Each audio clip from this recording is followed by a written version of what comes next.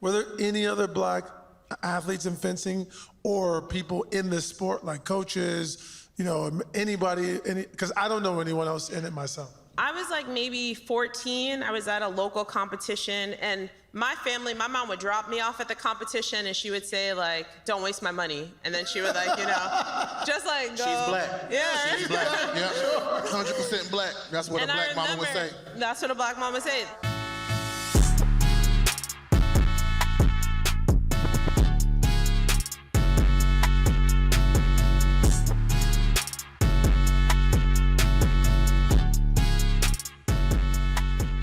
First and foremost, hello everyone, my name is Michael Bivens. I am a senior kinesiology student from Columbus, Ohio. First, I would like to introduce the CEO of Spring Hill Company, Maverick Carter, and the Chief Brand Officer and the co-creator of the shop, Paul Rivera. Hey, y'all, make some noise, make some noise, make some noise!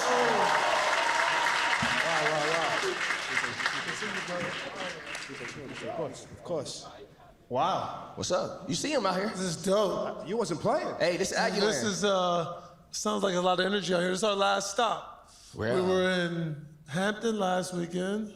Oh, wow, okay. Hampton last weekend. Tennessee State. Tennessee State. Okay, we're getting And warmer. now we're here in Greensboro for our last stop, they say. We got one more. So, we have a SAG Award-winning actor and producer, Aldis Hodge. The man, the myth, the legend. Y'all know who I'm talking about. Come on now. Look, he don't even got to speak. You saw it. He don't even have to say a word. Nah, I just showed up. Just smile. We have U.S. Olympic medalist, entrepreneur, and activist. We have Ibtihaj Muhammad. Please make some noise, make some noise, make some noise.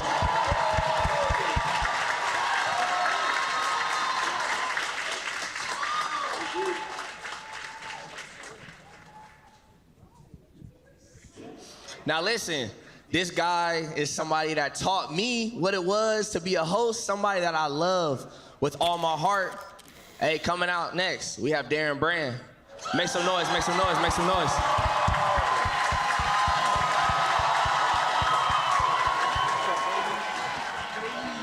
What's up, baby?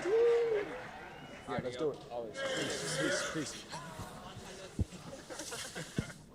Aggie Pride! Aggie Pride! I'm gonna keep it. I don't know what you just said and what they said back, but I'm here for it. Yeah, be honest. I'm here for it. I'm here for it. Thank you all for being here. You look amazing. Thank you for having us, bringing the shop to A&T. We love it. We appreciate you coming out first and foremost. And to our lovely guests, thank you guys for joining us too, for sure. Obviously, HBCUs like this fantastic institution are very well known for homecomings. Homecoming, we've stopped, as I said, in a couple other ones. It's a big, big deal. Why is homecoming so big? And then also, HBCUs are more than homecoming. It's a lot more than homecoming. What does that mean to you? Well, for me, A&T saved my life. Coming from a small town, you don't really have a lot of outlets, a lot of stuff to encourage you to do something with your life like that.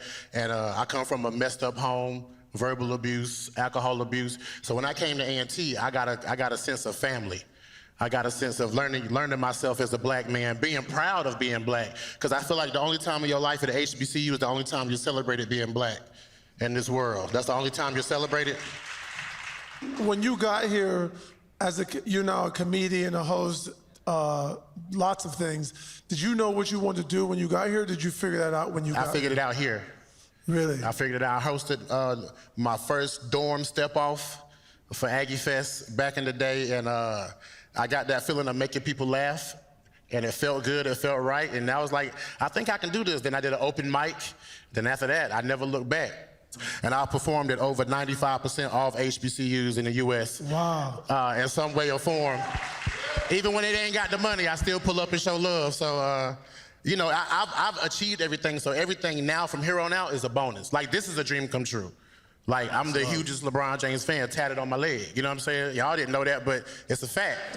You know what I'm saying? So We'll just take your word for it. yeah. I might be a little ashy though, but I'm a chill. It's a family show.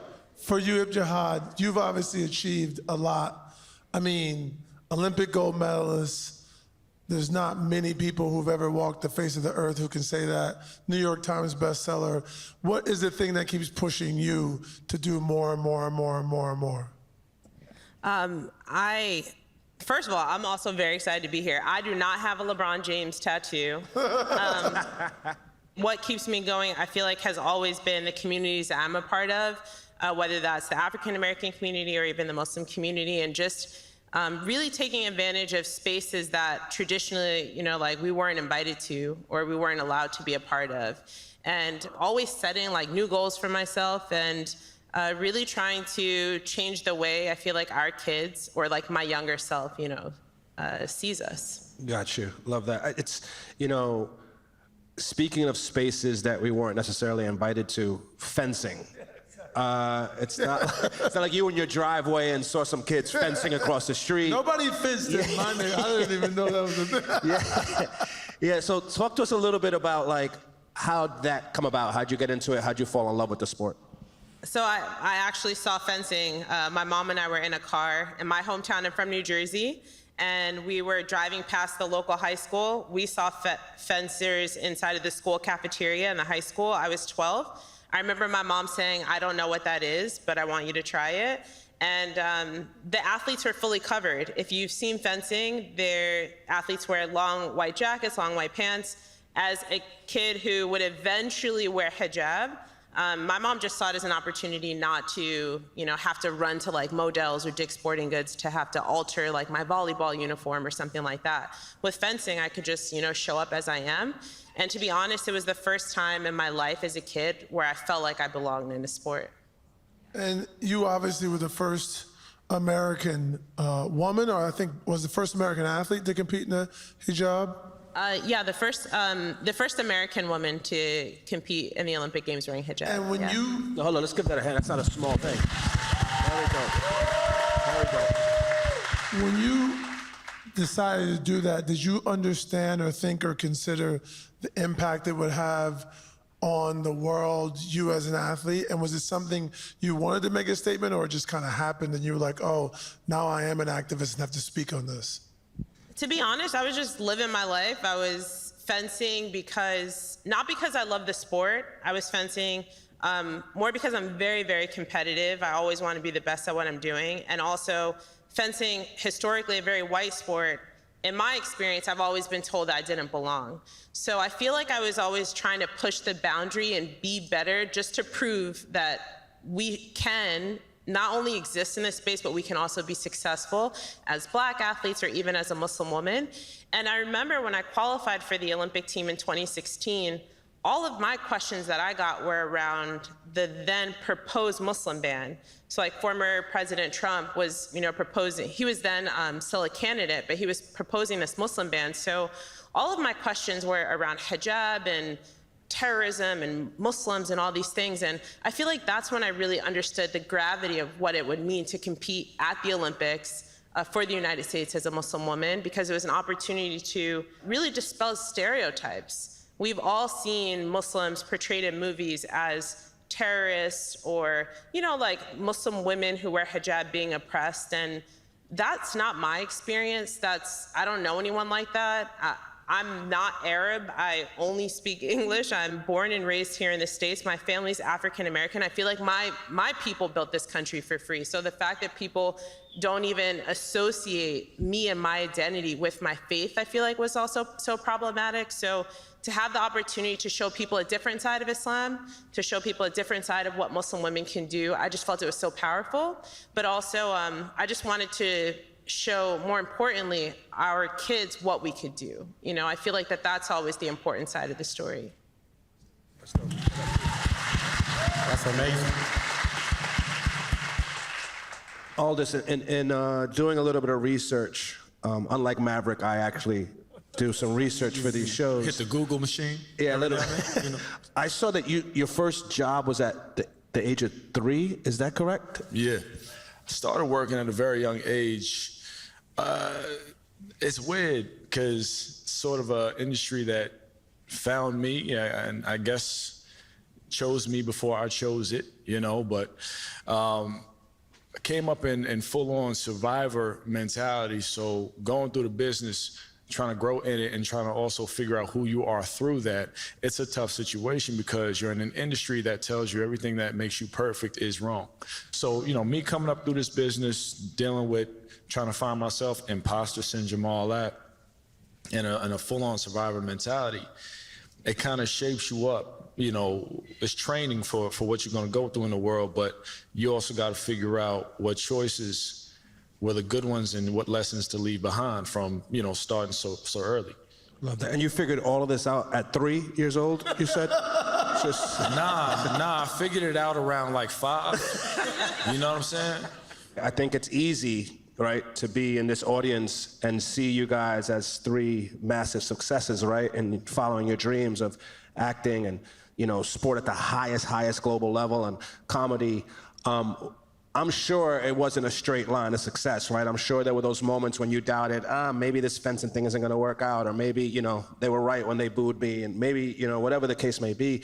What gets you through, or what has gotten you through those moments of doubt on chasing, you know, your dreams? I think as far as like keeping the drive and the hustle, it comes down to figuring out what you wanna get and why you're here, but then also realizing that success is not just a chance happening, it's a choice. And when you take in the power to realize, I choose to be this, I choose to do this, even though you may be strong, sometimes the world gives you quite a weight to bear. And it's not that you can't carry it, it's just that you should not carry it all by yourself. Wow, love that. In those moments of doubt, you know, through your journey, what has gotten you through to keep going? You know, my faith has always been at the center, I feel like, of my journey. It's always had to be so central because I was always told I didn't belong. You know, I stuck out like a sore thumb in every single fencing competition I've entered since I was 12. And I went to school an hour away from here. I went to Duke. And I am really, I know. How we feel about it? How we really feel about it? I knew I was gonna be, I knew I was gonna be met with resistance, but I do love it here. This is my first time in Greensboro. Okay, girl. Continue, girl. But you guys, I mean, I'm sure you guys have visited Duke's campus at some point. It's a very, no, all right. We all make mistakes. I mean, the spaces that I've been as a fencer have been predominantly white spaces, and it's really challenging when you're constantly being told that you don't belong, that even your success is somehow rooted in just your physical nature because you're African American. You know what I mean? Like, we've seen that played out many of times, especially when it comes to Black female athletes, like Serena, for example, and like, oh, she's just doing XYZ because she's strong, right? And that was my experience in sport. And so I feel like my faith is what kept me so grounded, because I had to believe that, you know, the journey was bigger than me, that I had to keep my eye like kind of on the prize, like what the goal was. And also that, you know, whatever was meant for me, like, wasn't gonna miss me. And I've seen people not qualify for an Olympic team and be so broken that they don't show up for the next competition. They tap out from sport. They retire, you know, on a loss. And I feel like sport has taught me so much about life, that it's not that one competition or that one practice that defines you. It's like whether or not you show up the next day. When you were growing up and competing and then in college, in the college I will not say, this audience taught me that. I'm really surprised at the hate, honestly. I was like, guys, I went to school in North Carolina. I didn't think There's boobs only were one gonna school in follow. North Carolina, But baby. did you see any other Black people? Were there any other Black athletes in fencing or people in this sport, like coaches, you know, anybody, because I don't know anyone else in it myself. I was like maybe 14. I was at a local competition, and my mom would drop me off at the competition, and she would say like, don't waste my money. And then she would like, you know, just like go. She's Black. Yeah, she's Black. Yep. Sure. 100% Black. That's what a Black mama would say. That's what a Black mama would say. Like, and I remember there was another parent there who, or a parent that was there who came up to me, and she's like, you know, there are Black people who fence in New York City. And I remember I was so young, I was like, that's offensive, but I was intrigued. I was like, ooh, like, I remember going home and Googling, you know, Black people in New York City fencing. If we all Google it right now, we'll all come up with the same answer. It's the Peter Westbrook Foundation in New York City. And I remember the first day I went, I think I was like 16, and there's just 250 kids learning how to fence on a Saturday morning in New York City. I was just using sport to go to a good college. That was always my plan. I come from a large family, my parents, working class. I need to figure out how I'm gonna pay for school. I thought fencing was a ticket. I didn't realize that there would be more after college. So seeing that diversity really changed the way, not only that I saw the sport, but how I saw myself. Dope. Darren, before we get to you on what kept you going, you did mention something, not qualifying for the Olympics. I don't know if people understand, it's not like you fail a test, you get another one next week. Like, it's a 4-year gap, right? So you've been working towards this goal of making the Olympics. You don't make it.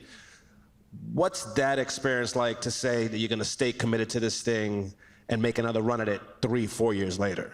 Well, my first world championship team was in 2011, and Olympic qualification in fencing is 1 year. So qualification started right away. And in a sport like fencing, it's an individual sport. Nobody's telling you how the qualification process works. No one's holding your hand through that. So to be honest, I had no idea. I was just showing up to World Cups, traveling to different parts of the world, and trying to do my best. Nobody said, hey, this is how it's gonna work. So when I didn't qualify, I was like, it didn't qualify. Like, it didn't hurt me. Like, and again, I'm like, my faith is really strong. I'm like, God did not have that, in my cards. But I see how it affected other people, but I'm like, I didn't even know we're qualifying for the Olympics, But I did realize in that moment that's something I wanted for myself, and I feel like the reason I was successful 4 years later is because I made a plan, and I never veered from the plan. I was like, I talked to an Olympic medalist, his name is Keith Smart. I sat him down, asked him exactly what he did. He became my mentor. I had a plan from, like Monday through Sunday, and I made a lot of sacrifices. There are things that you have to be willing to sacrifice and give up that other people won't do. And that's why I always say, like, the difference between an Olympian and somebody else is like a small line between like crazy and not. I was always the first person in the gym and the last one to leave. I only trained with guys. I wanted to train with people who are like faster than me and stronger than me. There are things that I would do that other people wouldn't do, but that's how you have to want it more than you want to breathe. You gotta be a little crazy to believe your dreams are gonna come true, right? You gotta have faith, but you gotta have a little bit of crazy that the no's aren't gonna stop. You know what I'm saying? You gotta be crazy to be told no over and over. You be like, all right, the 35th no is gonna turn into a yes. This the one. When you were a cast member on Wild 'N Out, you had to try out again for the show. When you said that to me, I was thinking like, there's only kind of 1 or 2 ways to approach that. Yeah. Like, you could have been pissed off, like, man, what? Like, I'm already a cast member. Why do I have to try out again? Or go into it like, you know what? I'm just gonna crush it and get back on the show. What was your mindset, and what were you thinking, feeling, going through that? Pissed.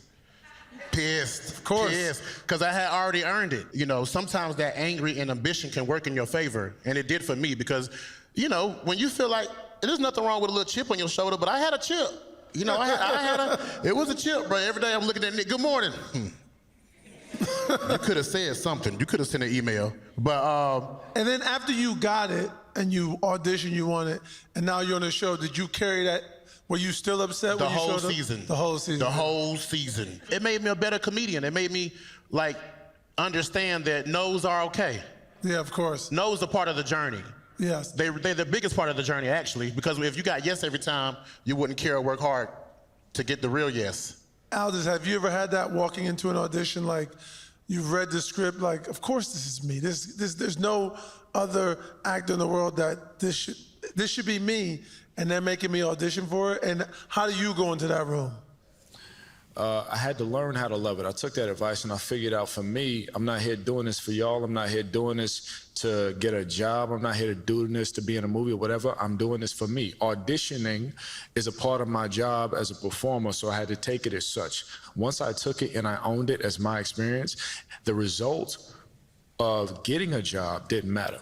It was only about, did I satisfy myself in the room? Did I elevate? Did I succeed in giving a better performance or a bit more of a superlative performance than I had thought in my head? Like, did I satisfy myself? Even that, though, is an experience of, all right, how do I take my power back? How do I keep my power in a place where somebody else makes a decision on my behalf that has nothing to do with me or my value, right?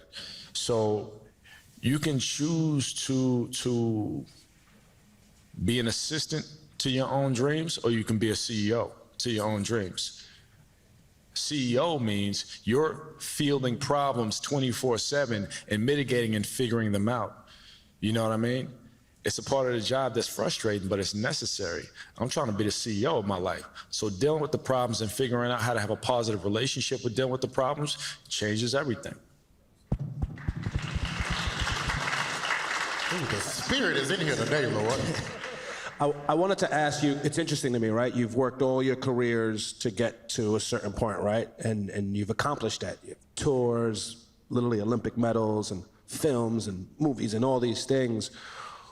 What has inspired you guys to continue to go beyond your initial success, right? Mav, my brother and partner, always says that all success affords you is an opportunity to do it on a bigger platform, right? Like you won, cool. Or if you guys seen the LeBron commercial, do it again, right? Like score 3,000 more points, right? 30,000 more points. So what's inspired you guys to go beyond your original or initial goal of success in your own careers? Passion, man. Make passion your purpose.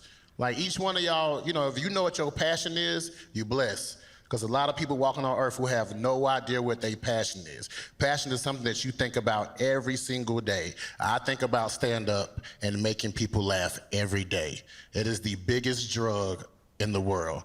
It's live. I don't care if I have a video go viral. I don't care, like, you know, TV, whatever, but live laughter is the best feeling. And that's what keeps me going. Because I can't shake making people laugh off. Like, it's my purpose of being alive. If I couldn't make people laugh, you could take me off earth. Well, let me ask you this. What does that do for you personally? Like making people laugh, that's a passion, but it serves something inside of you. What does it do for you?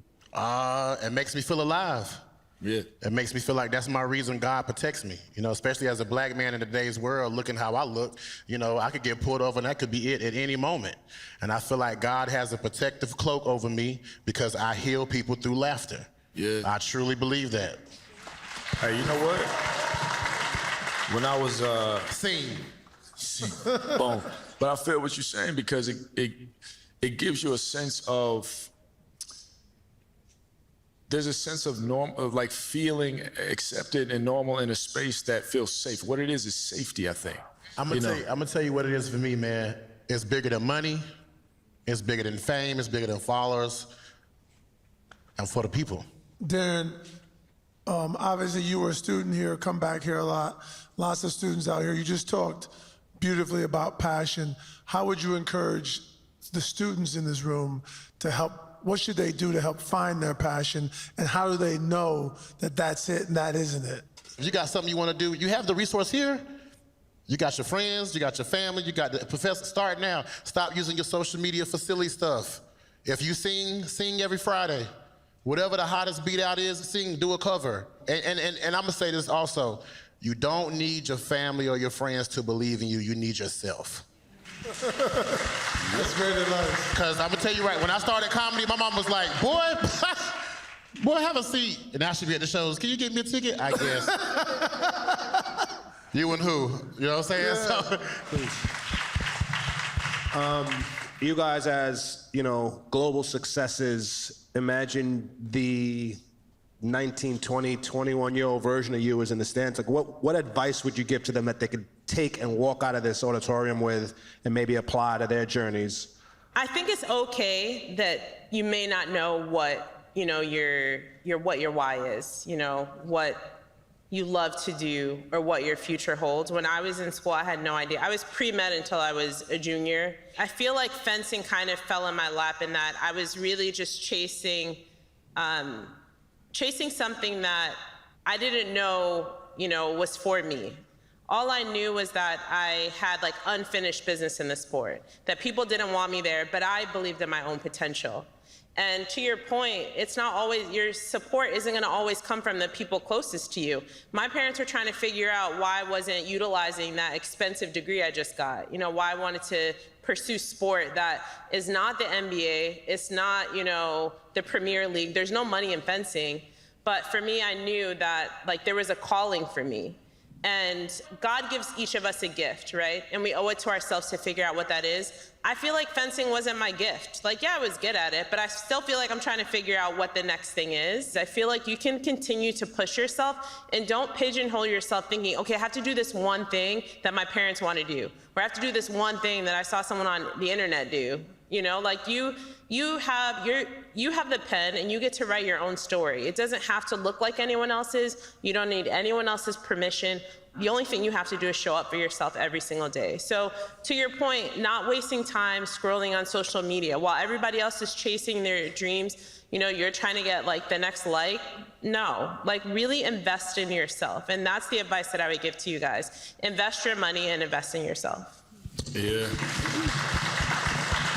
I would piggyback on that and definitely say, learn to love yourself as much as you possibly can, unfathomably, where you just create full armor around, and no one can penetrate your love for yourself. I mean, I'm 37, you know, it took me a minute, but I'm in this particular decade of my life, I'm actually learning to love myself, but I didn't realize that I didn't love myself before. Past relation of mine asked me where happiness was on my like priority list. And I'm like, happiness, it's not there. Care about happiness? I'm trying to keep these light bills, you know, paid. Struggle's gonna be there regardless, but don't lose yourself to it because it is only temporary. You are not. Any advice to them at this point that you wish you would have gotten? Yeah, I would say the only skill that I have is I'm extremely curious, and there's once, was a quote from Einstein actually. It says, I have no special talent, I'm just passionately curious, which leads you to a lot of information. And one of the things that I always did, which I still use to this day, is when you meet successful people, if you go into it with a little bit of knowledge about them and you start asking them questions about their successes. Why'd you do that? How'd you think of that? What were you thinking when you did that? How were you approaching that? Tell me how that business works. Really ask them questions about their successes. You will get so much information, and it's a simple reason why. Successful people love nothing in the world more than talking about their successes. They love it. And I'm telling you, I live this. They're gonna walk away and go, man, I really like that person. They're gonna really like you because you just spent an hour talking about everything that they've achieved and done successful. So that's the advice I use it to this day, literally. Man, listen, it's been, hopefully you guys have enjoyed this conversation. Let's give it up for our guests one more time, please. Thank you all. Really, really, really excited to be here with you guys. We look forward to coming back. I want to thank our sponsors, AT&T Dream Black, Grand Highlander, Twix. Literally not possible without them. Take us home. AGGIE, what? PRIDE.